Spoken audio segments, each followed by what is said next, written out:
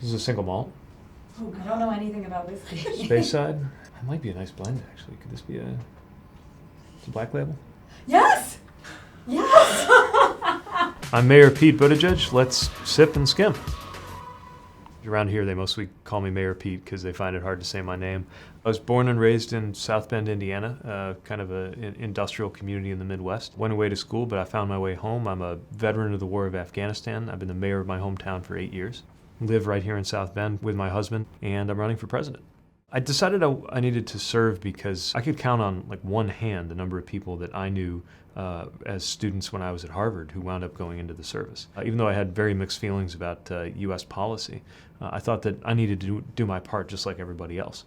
And I'm really glad I did. I met amazing people and had a chance to really not just serve my country, but learn how to trust people who are very different from me in a way that I'd carry with me in politics today. To me, the freedom to make your own reproductive health decisions, that's a really important form of freedom. And you're not free if an overbearing government is telling you what your reproductive health decisions ought to be. Women should be able to make these decisions in consultation with their doctors if they need it. Making sure that appointments to the bench and the Supreme Court have respect for these kinds of freedom is important. Stopping this kind of war on Planned Parenthood, I think, is something that begins at the top. Our generation is really being weighed down by the load of debt. We have six-figure debt ourselves.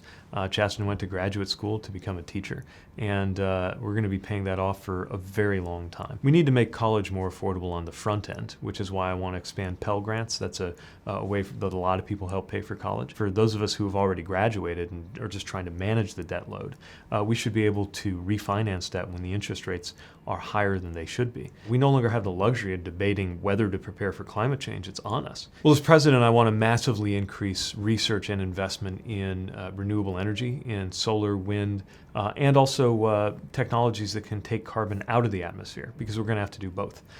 We also need to make sure we have carbon pricing. That's a way of charging a fee or a tax on things that pollute a lot, but then we can pay it back out in a kind of a dividend to Americans. So most of us will actually see more money in our pockets. I think America is ready for generational change, for somebody who, for example, can speak about climate in a more personal and direct way, because it's going to affect how the rest of my life goes.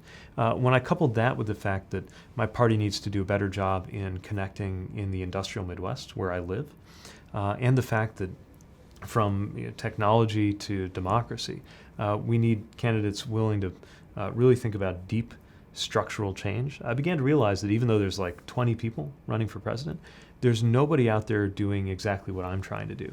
And it won't happen unless I get out there and do it.